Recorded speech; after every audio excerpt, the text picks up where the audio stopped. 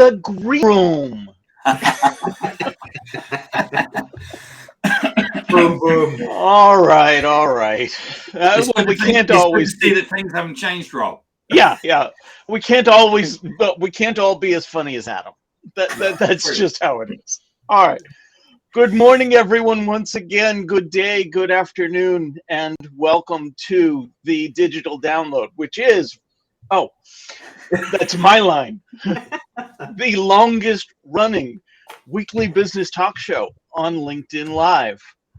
This week, we have a great topic for you with one, maybe two guests to help us examine it. Cybersecurity is a major concern these days. Adding significantly to the problem is a lack of diversity in the field. We'll explore exactly why that's a problem and what we can do about it. As we explore this, we'll ask questions like, well, of course, why is lack of diversity in cybersecurity dangerous? What qualifications does one need to work in cybersecurity? And how can we do more to encourage people of all backgrounds to work in cybersecurity? We strive to make the digital download an interactive experience. Audience participation is highly encouraged. Yes. So what we'll ask you to do right now is go invite a friend, bring them along to this conversation. We'll wait. It's also useful for if they're watching now to type in and say where they're from or just say hello, or it's always good to see where the audience is. Or where they're going on holiday. Yeah, where they're going, where they've come back from holiday. If it's raining or that, sunny. Yeah. While they're doing that, let's do some introductions here as well. So we'll go around the horn. Tracy, would you kick us off, please? Yes, thank you, Rob. Good morning, everyone. I am Tracy Borison, founder of TLB Coaching and Events, and a very excited, I always feel like I should come up with this in advance, excitedly pumped partner of DLA Ignite. Excellent. Thank you. Alex. Good morning, good afternoon. My name is Alex Abbott, founder of Sapiro. As you see, it says Sapiro Social Selling today on my name tag there. I'm also a proud, I don't know if you said proud, Tracy, but I'm a proud DLA partner. Not that I'm not proud, just to No. Was that painful, Tim, me saying I was a proud partner of yours? No. I was thinking of I'm taking my ring off. Oh, and I'm because sometimes you need to sort of like scratch behind it and stuff like that, and that's what I'm doing. Yeah. If people feel the need to do that anytime, please put a comment in and support. Yeah. Riveting. And the 12-hour flight, I guess, is kind of swollen your fingers. Yeah. Excellent. Welcome, Alex. And Tim. Yes, I'm Tim Hughes. I'm the CEO and co-founder of DLA Ignite. I'm actually officially on holiday today, and I've actually had some chocolate to keep me to try and keep me awake. I'm on Tracy's time. Well, she's here and she's wide awake, and I'm desperately trying to. But I just woke up trying to stay awake. I've just for those that don't know, I've just come back from a 2,500 mile tour of Alaska and the Yukon. Whereas that brag is very humble. We actually as we came into Heathrow yesterday, we came back. BA lost our baggage, but it doesn't really matter. I mean, who needs baggage of dirty clothes? We then went back to Heathrow and picked up my partner's son, who's just done 2,500 miles solo cycle ride around Europe and the Nordics. So our drive is like nothing because he's just ridden that on his bike. Wow. And with that, Tim, still need an introduction from you. I'm the CEO and co-founder of DLA Ignite, and I know something about cybersecurity. We just implemented a cybersecurity company, just transformed them to social selling. So Awesome. I'm interviewing the CEO on pen testing and why pen testing is really important. Pen testing is setting up and running, basically doing a cyber attack. Doing a cyber attack on your company and seeing what happens. And I'm interviewing him on Wednesday of this week on my Tim Talk podcast. Excellent. All right. And myself, I am Rob Durant, founder of Flywheel Results, and I too am a proud DLA Ignite partner. So this morning we are, I forget that we are still worldwide. This afternoon, we are joined by possibly two guests. We have one in the studio waiting for us. Andrew In the green Rice. room. In the green room, right. With over 25, back to the joke. Okay, thanks. With over 25 years in cybersecurity, you can blame Andrew for the world's first successful phishing attack and creating defenses for it. He is passionate about developing people and driving inclusion and diversity in cybersecurity. Would you all please welcome Andrew Rice? Welcome, Andrew. So I said, no, in the green room.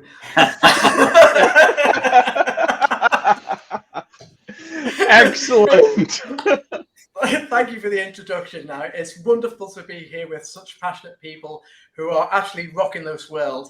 It is a subject I'm passionate about. I've been working in cybersecurity for nearly 30 years now. I'm touching 60 next year, so ready to party for that one. And have a lot of fun in what I've been doing. And it's great to see people sitting in their gardens today, because that's part of the reason I'm talking about the diversity and inclusion, is enabling people to be able to work from wherever they are. Whether that's single mums working from their home with their kids in the background. If we can be more flexible in the way we work, we can help grow that diversity and inclusion into our community. So I'm really looking forward to the conversation today. Great to meet you all there, and great to see all the people that are waiting with their messages. Thank you, Andrew. Yeah. Nice to hear from you. Here. And just you might just pop that Jackie's note back up there, Rob, because this is a topic close to my heart, actually. Not necessarily the cyber security aspect, but certainly diversity. So in case you see the similarity with the surname, Jackie's my wife, and she is working in the garden, but she's also running a sales academy for women, empowering women to re-enter the workplace. So perhaps we can talk about that at some point. Yeah, absolutely. Well, we were hoping to have Jane on the talk with us today. Unfortunately, she's had a conflict and can't make it. So, I noticed that a lot of us are white, elderly male, but we do have Tracy there as well, Yes. helping us out with our diversity and inclusion.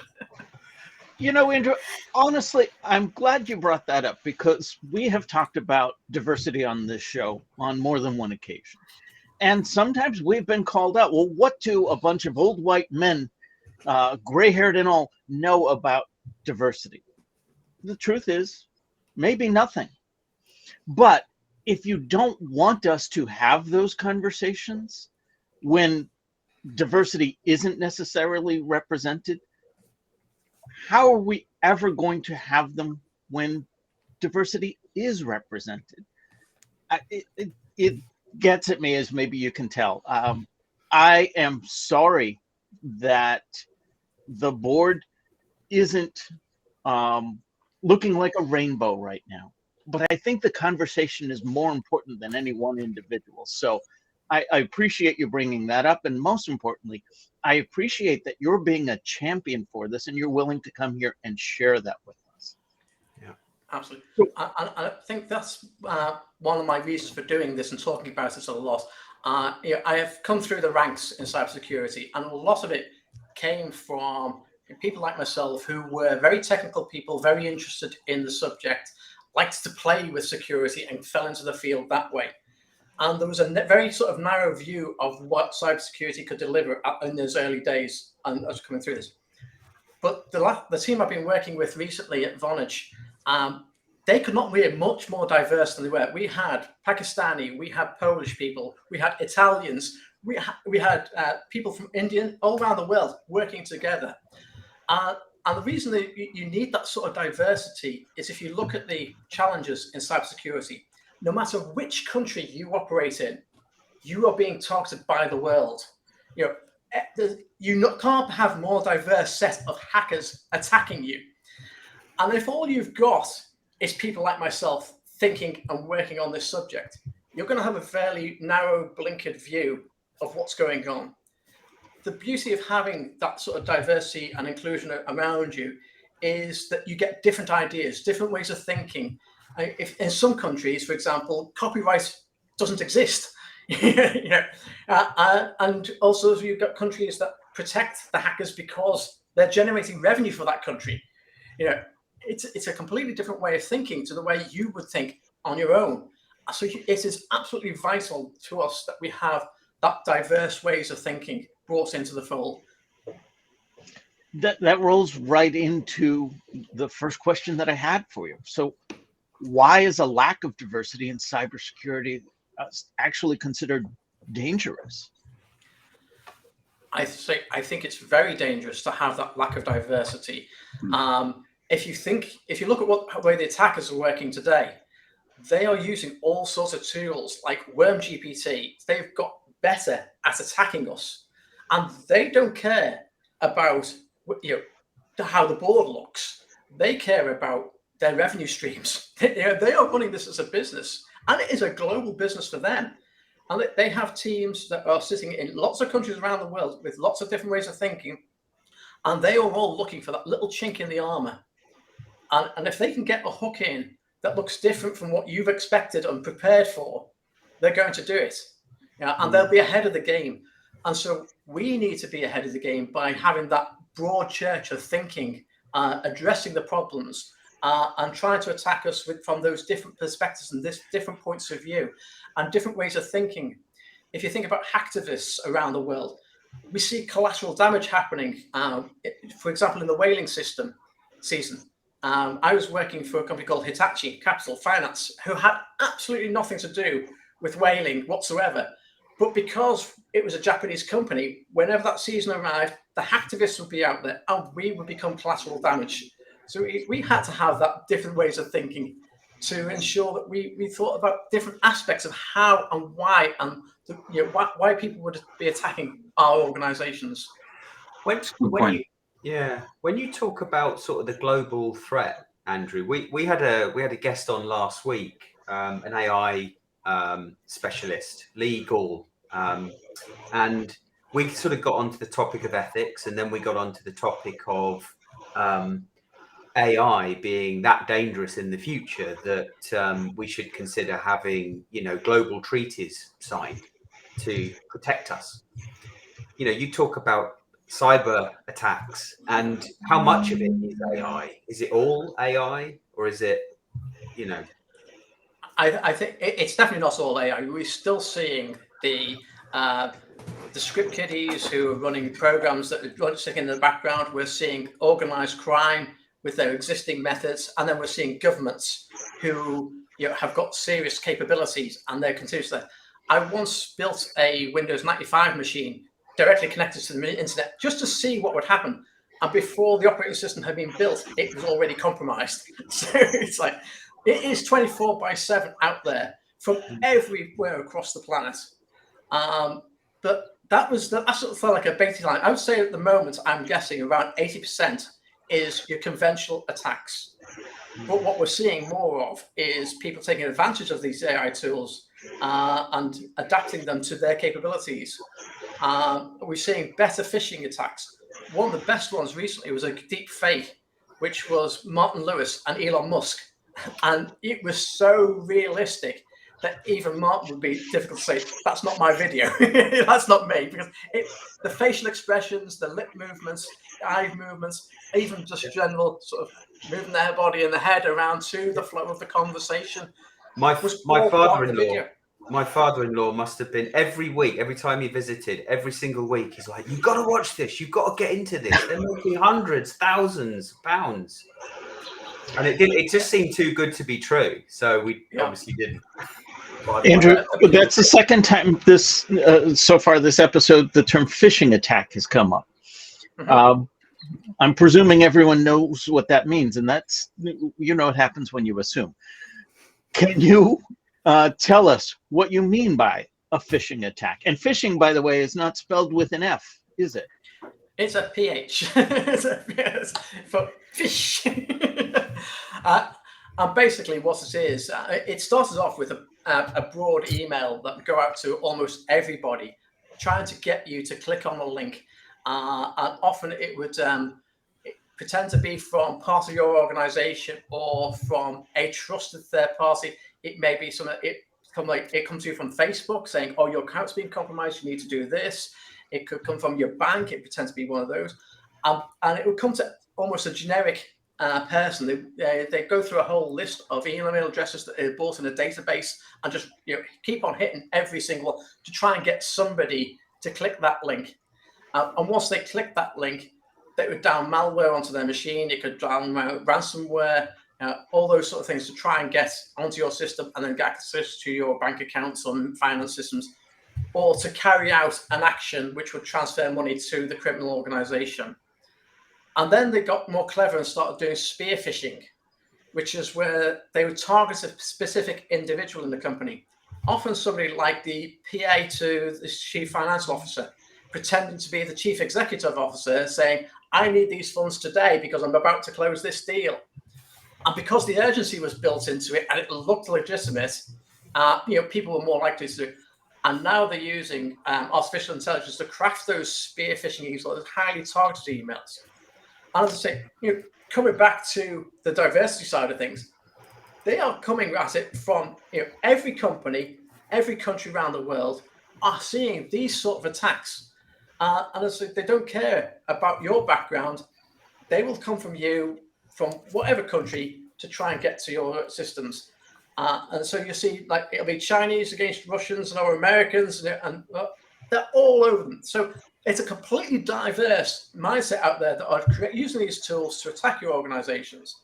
And that comes back to the fact that I really think we're getting better at diversity and inclusion, but people like myself need to put ourselves out there and understand people of different natures. The way I see it is birds of a feather flock together, as they say. So that's why you tend to hire people who are like you because you feel comfortable there. And we have to move outside our comfort zones. One of the things I like to use is employee resource groups, where we have groups for different ethnicities, different sexual persuasions, examples, and gender persuasions, and get involved with them, become allies of those groups. So you're not just thinking in your own mindset, but you get to understand them, understand their thinking, and make sure that when you build a workplace, you build it in such a way that these people feel that they are part of the team. They can be open with their thinking. Some ethnicities think about, I can't speak out. I don't want to be seen wrong. And if I make a mistake, how do I save face on this? And so by understanding that, if they make a mistake, you can't just call it out in your organization. You need to be able to answer, that's what happened. Maybe I find a way to safely talk about that topic. Maybe not talk about directly as a person who's made that mistake, but made about a general mistake in that sort of area, and everybody can learn from it and see it as a learning experience. So you can help people with different ways of thinking become part of your organization, but you can only do that by getting involved with those type of people who are different from you and understanding them and bringing them into your fold. I heard you talk about phishing and spear phishing, and what I heard was it simply confirmed something that I had heard about cybersecurity before, or at least confirmed it in my mind. The weakest link in this entire process is the human at the other end of the computer. You were going to... It has often been said that, and I like to say we change them into our strongest links by educating them and helping them and help find out what they're doing within the organization and what is pertinent to them. So giving them the tools, information, and knowledge to be able to be a strong link in your chain. And I think that's very important for us to address awareness of security. And again, you can only do that if you understand how to communicate to those people, and you only communicate well to them if you understand their background and their ways of thinking. And that's why I think it's very important for us to put ourselves out there and make sure we are inclusive and bring more people into the fold from different ethnicities and backgrounds. Sorry. No, go ahead. I just, this is like rattling around in my brain. And so are there like people who are like defense people and people who are attack people? And when we talk about diversity, I mean, I can see a benefit of, if I'm a big organization and I'm trying to create this cybersecurity plan to defend my systems against attacks, then it would be beneficial to build relationships with people who have historically been on the attack side to understand like what triggers those attacks. The thing I think this is like the big struggle in diversity is that like, if there's defense people and there's attack people, how do we like bridge that gap to say like, okay, it was historically your job to like attack people's businesses and steal people's money, but we see that we don't want to be like that. Like our organizational culture and values or our national culture and values don't support that way of thinking, but we want to explore that so that we can defend against it better. I don't know. It's like feeling very confounded in my head. And like, it is because I get the diversity from the perspective of like different cultures and different genders and different backgrounds and different areas of expertise. And I feel like that's maybe the easier side of diversity versus like, can we bridge the gap between these two, attack and defend? So the good guys and the bad guys. Good cops, bad cops. Well, and I feel like, I mean, this is where I can see the benefit of like being able to communicate and build relationships with those two parties, because I know that there are parts of the world where you mentioned, right, there's no copyright. So like if I live in an area of the world where there is copyright, it's not necessarily wrong to quote unquote violate copyright if you don't have copyright laws. But if I'm like trying to defend against copyright, then how do we, maybe even just how do we start that conversation? So in the UK, we have a thing called the Cybersecurity Challenge, which is a great opportunity for attacking people to go in and try and target the system. You also have what we call red team and blue team activities. So the red teams are trying to attack and the blue teams are trying to defend. That can be done in an ethical environment where if you've done background checks on people, you can ensure that they have the right sort of background, they haven't come from the criminal background and doing that. If you've got a safe environment as a playground for people, then you can have people who came from the criminal background, who have, Kevin Mitnick is a great star of our who sadly passed away recently, but he was very famous because he got caught and then he turned into a ethical hacker and was targeting systems and people and trying to get into them. And you can bridge that gap, but you have to be conscious of, if they've got a criminal mind to start off with, do I necessarily want to expose them to my crown jewels? Possibly not. But you might want to give them a playground to see what they're capable of and make them part of the red team and the blue team defending in a safe environment. So there are ways of doing that. Yeah. I like this concept of the red team and blue team because it doesn't feel like right and wrong. It's just like, this is what, and yeah, it's just interesting for me because I feel like from like a human perspective, I always feel like I bring the human perspective here. The reason why people might work for an attack style of organization is that they need a job. They're in like a lifestyle or a part of their life where they just need to get paid. And these companies are hiring, so I will go and work for them. And they're not necessarily bought into the mindset of, I always think of this as like people trying to steal money from my grandparents because like they're easy targets. And my grandma's always like, "Oh, I got this message." I'm like, "No, don't do anything with that." But like, I think it's because they've removed the human principle from it. And it's like, I'm in this place where like, I'm so desperate that this is what I need to do to feed my family or whatever. And so I always think if we come back to the human principles in this opening up the diverse conversation, we can start to see like, oh yeah, okay, well, that's not really something these people wanted to do. Maybe the overarching like corporate goals are problems and we don't necessarily want those people on our red teams or blue teams. But there's, maybe I'm naive, but I believe in the like goodness of humanity. And there's generally a like, besides the like hugely narcissistic people that just want to have the power, most people are good. And that's my belief. I several beliefs I have. One is that most people are good. Second is that most people will make a decision based on the best decision they can, based on the information they have. And if they don't have the right information, they're not going to make a good decision. So, that's why, again, awareness is a big subject of mine. But you also touched on the human factors, and that's one of the reasons I also think we need more diversity and inclusion within cybersecurity, because it's not just the techie side of things. And by the way, I've really seen some great women working in the techie side of things. I've seen some great women who have been ethical hackers. They're not the majority yet, but they are. I'm starting to see them being there, and I've really encouraged that. If you've got, you want to go into STEM, and cybersecurity is a fantastic one to get into. But then you also have the human elements of it. You need that communication, and you need the business aspects of it.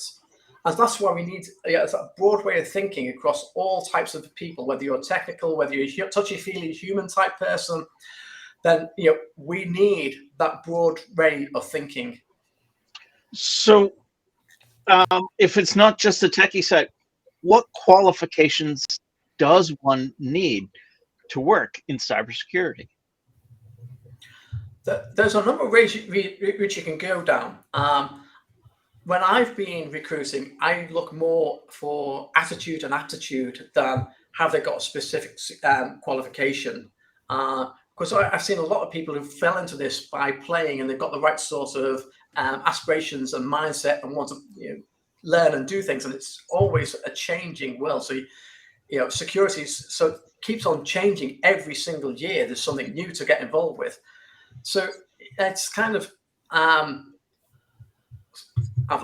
lost my track of thought again. Can you repeat that question? Sorry. Well, sure. What qualifications does somebody need? That's where it's going. So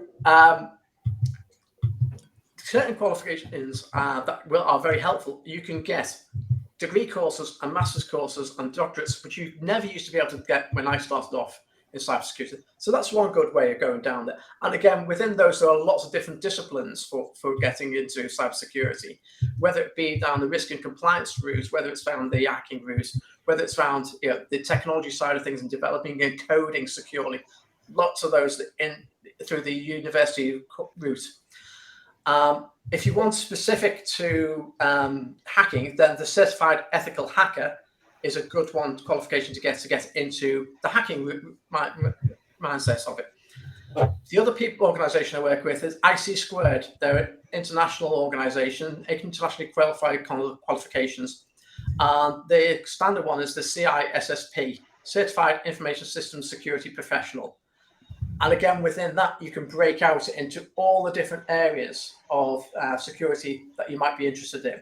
But the CISP gives you that common body of knowledge. So when you're talking to anybody who's got one, whether you're talking about physical security, whether you're talking about personal security, human security, whether it's the hacking network, by having that common body of knowledge, you can talk at a level that everybody has some common understanding.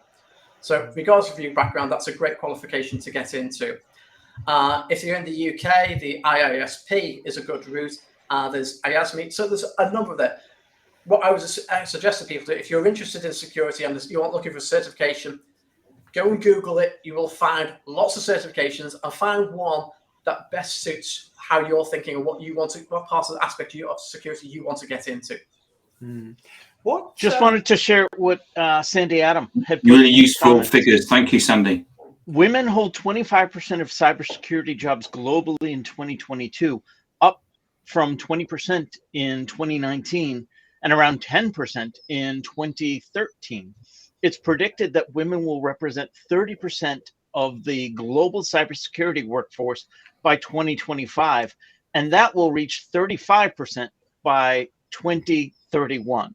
So there are strides being made, it seems.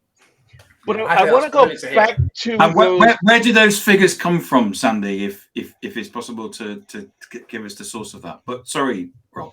I just wanted to go back to the original question I had for Andrew regarding the qualifications, and you listed a lot of great resources, but all of those sound pretty technical, and I'm really not a technical kind of guy. Marketing major, and I'm more of a social butterfly than I am a technical guru. Is cybersecurity for me? Absolutely. As I say, we look at all the human factors aspects of it. We look at risk management aspects. There is something we can find within security that I'm sure you can find, be passionate about, and enjoy doing. So in terms of cybersecurity, could we enter into the market by our own aptitude, not necessarily based on qualification? But yeah, I personally believe so. Right. It'd be finding the right organization that fits your way of thinking and what you want to do. And I'd start by doing things like blogging about what your interests are in cybersecurity, trying to get notice for what you bring to the table, kind of thing. Okay. And that'll be a way of getting in there and be a doer and show what you can do. I've always looked at CVs and said, okay, you've got the tick the boxes, but show me what you can do. I'm more interested in that. How do you think? How can you perform? How can you solve the problems that I'm looking to address? That's really what I'm looking for when somebody comes into this. Because we've had a couple of comments, Andrew, about people are saying, how do we get into cybersecurity? So would you be saying that what you're looking for is someone to talk, even if they don't know about cybersecurity, that they write a blog that they're passionate about it? Absolutely. This is the thing. As I said before, people make decisions with the information they have. If you're going out there and starting off in security, get over the fear of being wrong, because that's when you're wrong, you find out what's right. People will quickly tell you. But it can be very challenging to an individual to just put themselves out there and be wrong. But that's how you will learn best. Put yourself out there, get a blog out there, listen to the feedback, and incorporate that into your next part of the iteration of the blog. You'll learn, and other people also learn on the journey. But don't hide your light under a bushel. You need to be able to show people, this is who I am, this is what I do, this is what I'm interested in. And by doing that, you just keep on progressing and getting better. And I think too, from the personal branding side of things, if you're interested in cybersecurity, there's probably a reason, there's something that's intriguing for you about cybersecurity. So what is that? It's probably a corner, but I like Rob, I'm a marketer, right? But the marketers have a unique perspective on cybersecurity. And so if whoever you are and whatever background you have a unique perspective. And a unique perspective doesn't mean that you know everything. But if you can show up and start creating those conversations, people who have knowledge, this was so exciting. Again, as Alex mentioned last week, we had Legal on, and he knows many things about AI that I don't know. And I had him on my show, and he is teaching me things, and I don't have to be the expert in everything he's an expert in. He gets to be that, and I can play my role. So just get a little bit curious. What is it about cybersecurity that interests you, that intrigues you, and start talking about those pieces of it. Yeah, marketing is a brilliant place to be, and it has a unique aspect of cybersecurity, because before you launch a brand or product or a new way of working, you got to tell the world all about it. Before that launch, that information is very proprietary to the company, and you don't want everybody knowing about it. And so you need a security person to say, right, this is how you can do this safely. But once you've launched it, everybody knows about it. So you, at that point in time, what you're more worried about is the integrity and the availability of it. You don't want people messing about with your message. You want that message to get out there and be the right one. So, and that's happened to parties of political parties like the Conservatives and the Labour Party. You can look at some of their old pages, and they've been hacked at some point and changed. So yeah, marketing, I think, has got a very unique aspect to it in that your information is so highly prized, and then suddenly it's out there. But once it's out there, so you need to make sure it stays out there in the right format and people get the right message and it's not messed with. Yeah. It makes me think of like all of those security protocols that went into keeping the Harry Potter books under wraps. Exactly. Because the book is written, but it's not out to the public yet. And yeah. And I think that's it for anybody who's interested in getting into security is what's your niche? What is it that sparks your interest? And for me, it was being told you can't do that. It's just like, yeah, okay, let me just try and prove. If you tell me I can't do something, I have to then say, can I actually do it? Can I prove it? And I got into it in the very early days, and I just kind of stumbled into it because the government department I was working for had a keyboard, like a credit card reader, and the credit card reader was your identity. You put your card in, and that would then authenticate you as part of your system, and you put a password with it. And we had a test system where they couldn't simulate that card going in. And Bill Gates said, if you want something doing quickly, ask a lazy person. They find the fast way to do it, get it out of the way. And I basically edited the data files to insert the card number without any pauses in it. And it bypassed that security. You're not supposed to simulate that card. Well, I've done it.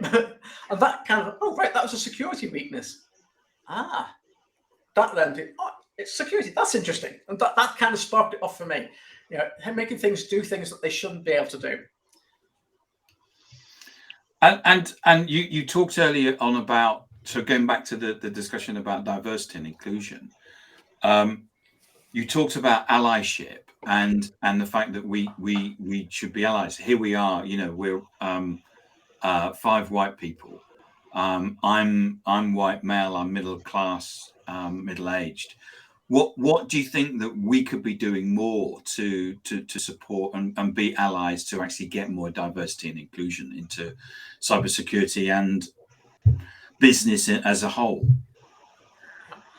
So for me, the first thing is start being with people not like you. Hang around with people who do not think the same way as you, do not look the same way as you, are culturally different from you. A lot of organizations are looking for diversity and inclusion now across the board, not just within cybersecurity. You see the groups that are set up to allow those people to network within those organizations. We need to be involved with them. We need to show up as who we are, with open minds, open hearts, listening to them and getting involved. Understanding brings forgiveness is a French saying. And you can't understand unless you get out there and be involved. Support these people, get involved with the LGBTQ plus community. Understand.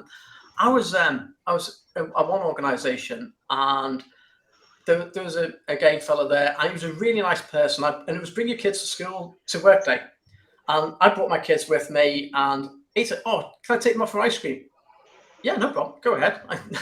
Not a problem to me. And somebody comes up and says, he's gay. Yeah.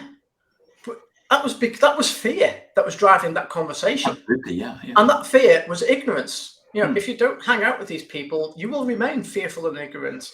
So you have to get involved with them.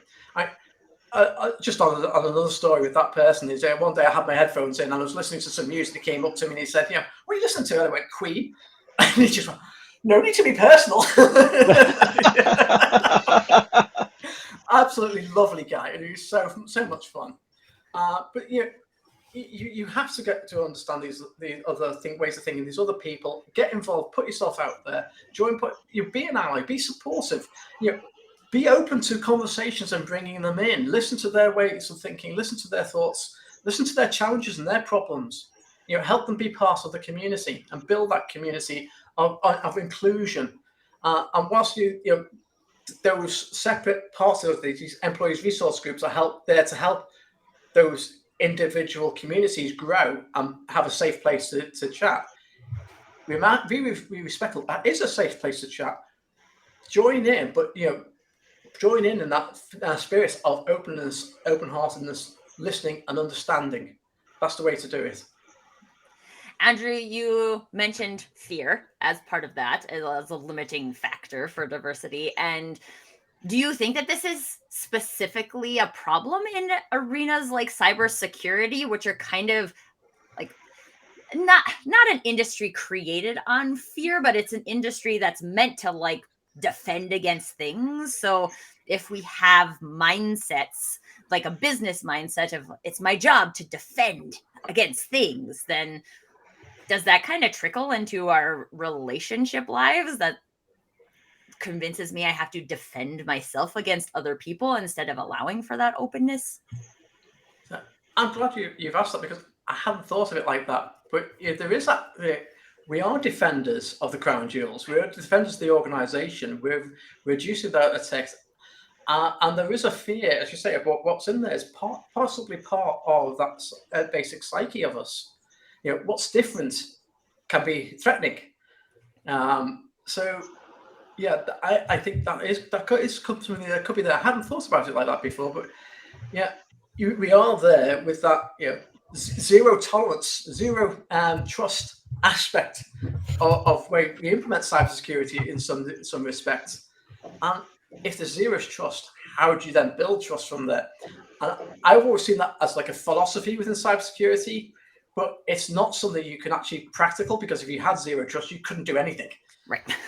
So you then have to say, okay, we start from that principle of we don't trust anything, we fear everything that's outside it, kind of thing, and then start opening it up. But the only way you can start opening it up is by understanding and learning, and then starting to trust that works the way it's supposed to work. And I think that's part of my saying, how I was saying, you need to get involved. You may not trust people from a different background to you, and a different. I was in New York, and I went into Harlem, and I felt a little bit fearful at first, but because I don't know the area that well, it's completely strange environment. But I went out, and lovely place, not a problem. It is you have to overcome that challenge of the fear in yourself. Who's that said feel the fear and do it anyway? Fear, false evidence appearing real, is one way of looking at it. And another thing is, if fear can be a warning, something could go wrong. If it does go wrong, what could go wrong? Work out what could go wrong, and can you handle it? If you can handle it, then there's nothing to fear. Great call out, Tracy. And that's why we need marketing in cybersecurity. Marketing understands the target audience. So how can we do more to encourage people of all backgrounds to work in cybersecurity? I think we have to champion the cause of cybersecurity. We have to bring those people on to talks like this. I'm sorry Jane couldn't make it today, but bringing people of other backgrounds into this conversation, having them tell their story alongside us, how they found it, encouraging people from their backgrounds to come and join us as well. That is something I think it's a journey we can both go on together. Bring people, different backgrounds, different ethnicities, different ways of thinking, have them start talking about this alongside us. And I think we do need to be alongside and not separate. We can't have one community just talking about the subject on their own. We need them to be seen that we can work together, we can build together, and we can go out to the world and tell them about our stories together. And Andrew, one of the things that we talked about earlier on was about deep fakes. Yes. And there's certainly this area where AI and cybersecurity are kind of, I didn't attend that particular digital download, but, the discussion in AI about deep fakes. There's a famous US presidential candidate who had her emails hacked. So it doesn't matter where you are into society, you're being targeted. Do you think as individuals, we actually need to get to understand and realize, we're having to understand about phishing? I mean, phishing, what, 20 years? I mean, I think we've been, or 25 years, there's phishing emails have been sent out. And usually what we realize, if something's too good to be true, then it is. But we're going to actually need to understand more and more about deepfakes. I mean, Martin Lewis, Elon Musk. For the people that don't know, Martin Lewis is the person in the UK who says that he's not paid by anybody, but he tells you that you need to get this credit card because it's got the best deal on it and stuff like that. The fact that he's being deepfaked and is giving advice, people need to understand even more that and realize that there are bad actors out there who actually want to steal your money. Absolutely. Sorry. Long question. Sorry. Long question. Yes, I think there's two aspects to this. One is the technology side of this, and being able to detect something that's being a deep fake and highlight people to it and talk about where the source of that has come from. Intel have got their deep fake detector, which is trying to battle with these AIs that are generating the deep fakes. So you've got to they're generating them. Intel's trying to discriminate against them, and the technology aspect can help to some extent. But I think definitely the awareness and letting people know that these exist, what they look like, how to spot them, and to protect themselves. You put those two together, and you should have a fairly good defense in depth between them. Get the technology right, get the awareness right. And I actually use these as opportunities for helping people to become interested in security, because it makes it really unimportant to them. What I'm always looking for when I'm pressing these messages out is what's in it for the person who's listening to this. And if I can help them be safe and secure in their home environments, then they are going to bring that knowledge and attitude to work environments as well. So make sure that people are aware of them, what they look like, how to spot them. And as you say, if something looks too good to be true, it probably is. But when you get that phone call where the voice of your daughter comes through saying, I'm stuck here, I need some money, I need to transfer quickly. Yeah, that kind of gets to you, and you've got to be ready to see that, be able to say, is this really my daughter or is this somebody else trying to think? And that is scary that we have to think like that. It brings that fear back into us. What is different could be painful to us. So education and awareness is going to help break down some of those barriers. Well, what I've seen is on that Martin Lewis one, the island of Jersey, £300,000 worth of money was actually taken from the islanders, according to the police in that area. So it's very effective what they're doing, and we do need to be ready for it. Is cybersecurity always a game of catch-up? Yes and no. We can be proactive if we use things like bug bounty programs, using ethical hackers to attack our systems. They can find the vulnerabilities hopefully before the genuine criminals do attack it through those mechanisms. Often I've seen it, get the basics right. Sometimes I see default passwords are still on systems that they haven't been changed. So getting the basics right, doing those bug bounty programs, working with the researchers to find new ways of attacking systems, that can help do there. But there will always be those zero exploits that constantly appear in the wild, and then we're playing catch up. So if you think about it, we are in the news every day, but businesses around the world generally still operating, still making profits, and still generating revenue and working. So on a day-to-day basis, the job is pretty good, but there will always be that chink in the armor that someone will find, and that's when you're playing catch up. If you think about some of the attacks that happened, where what was the company? ServiceNow got broken into, and then they were looking at that led to a chain of attacks coming through there. Once it was identified, everybody worked together to then patch and fix that system. Sandy's very active today. Legions of DEFCON hackers will attack generative AI models. Yeah, absolutely. So, yeah, I'd say it's not that we're always playing catch up, but sometimes we do have to play catch up. Maintain that proactivity. One of the things that we get a lot of around our way is cars being stolen, because you can buy something on Amazon that basically detects the infrared keys. As we become more and more reliant on cyber computers and stuff like that, I'm guessing we're going to actually need to understand, we tend to think of hacking as in phishing, as in computers and email and stuff, but actually there's a lot of computing power in a mobile phone or in a car. Are we going to start needing to look at the way that we look at when we buy a car? It's not just about having an alarm on it, it's about having what ability of cybersecurity are we going to need on it? Absolutely. What we're seeing now is really the cars are more computers on wheels with an engine. So it's like the technology's in there. We're getting drone deliveries now. We're going to see taxis that are driverless.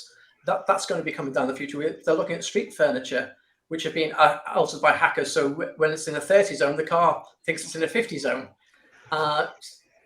There's all sorts of these things that are happening. And so that's one of the reasons why this industry is such an interesting one to get into, because every aspect of it is like, you look at medical devices, extremely sensitive and need to be strongly protected. The new vehicles, so much computing power in them, the drone technologies that you're getting around, automated deliveries, so many opportunities and different ways of looking at it, that it comes back to this. We need this diversity of thinking because there is so many different aspects of it to get involved with. Well, we have a question from I like that. I love that question. Is it worth attacking anything if there's no payoff? Do attackers behave rationally or irrationally? Is there any case studies exploring this question? I would have to look into the case studies aspect of it, but there are several reasons why motivations for people attacking systems. Financial is the big one for criminals, and often for government-backed organizations where they're trying to take down another country's infrastructure and extort money from them to fund their operations. We talk about asymmetric warfare in cybersecurity. Somebody with a laptop could start having a go against somebody who's got a multi-million-pound computer system. So there is that, or there's a payoff in that respect. Some of them, the hacktivists, they want to get a message out there. Just Stop Oil would be a typical sort of threat actor who might want to deface a website and put Just Stop Oil notices all over it. So they have a different motivation. Then you've got governments who may want to, in warfare times, take down an organization. We saw in Ukraine, the satellites were being attacked and taken down to take away military, and then the collateral damage hits Germany. So money is often the main motivation, but there are other reasons for it. I saw an interesting one yesterday or the day before. I actually shared the video with my family, where an artist had loaded a number of cell phones into a little red wagon and walked down this street with all of these cell phones, while all of these cell phones were connected to Google Maps. And suddenly Google Maps thought there was tremendous traffic on this street, when really it was just one man with a little red wagon and was diverting cars to other locations. Now, his point was to simply bring attention to how much we rely on computers and information and so on. So there was no financial payoff for him, but the attention that he garnered, this was 2 or 3 years ago, and the video itself has had over 1 million views. He got his payoff in terms of the attention he was trying to draw to his cause. So you mentioned the term hackivists. I think that's an example of exactly that. Yeah. The 2600 group, you'll find they're some of the very early days of how phone freaking it was then. And they were just basically trying to see what they could do. And they found in a box of cereal a whistle from Captain Crunch, which if you blew that whistle would allow them to make free phone calls. So it's a lot. Sometimes it's just people tinkering and finding out what they can do. A lot of young people getting into this are of the mindset, what can I do? How can I play with this? They're not actually out to do real damage, but they can cause damage in their learning and trying things out and experimenting. Andrew, I have a question about like individual people. So I work in the personal branding arena, and there's a lot of, when we hear about these kind of deep fakes on these like pretty big names, a lot of people then have a fear of like, well, I don't want to show up on video on social media because someone can just steal that and then deep fake me and like hurt my family or whatever. Is there anything we can do like for platforms, like if we're active on LinkedIn, do we like trust that the platform is going to be secure, or are there things that we can do to proactively keep ourselves secure in that digital presence? So I think there has to be an element of realism in this. If you are Beyonce, if you're Martin Lewis, if you're Obama, you're people who are likely to have this happen to you. So they should have more people looking to protect their image and brand reputation online. For most people, there's like 7 people on the billion people on the planet. Actually, heading towards 8 billion people now. Picking one individual off of that, what's the motivation? How much could they get out of it?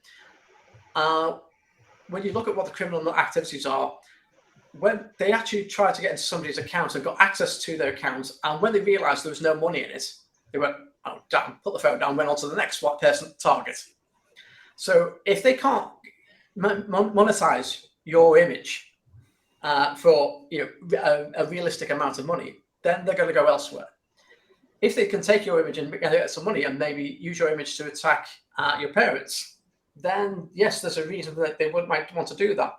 So again, this comes back to awareness, making sure that people know, would that person actually do what they're saying? Are they really in that serious debt, that amount of debt that they need money right now? Can it wait for a couple of hours? Because when we're doing brute forcing of passwords, we tend to say after 5 passwords, block the system. And then for a few minutes, and then they come up, and it means that people can't get it. Similar to ourselves. If your daughter is asking you for money on the phone, and you're just a bit surprised by this, you put it off for a couple of hours. If you can't make immediate contact back with your daughter, you go, right, I'll come back to it in a couple of hours and try contact them again, because they will create a sense of urgency around getting that money right now. So that's nothing to stop any account. I see lots of accounts on Facebook being cloned. Lots of my friends, it happens to them. And again, they're trying to get you to click that link. By making people aware that this is a capability, that people don't normally behave in that manner.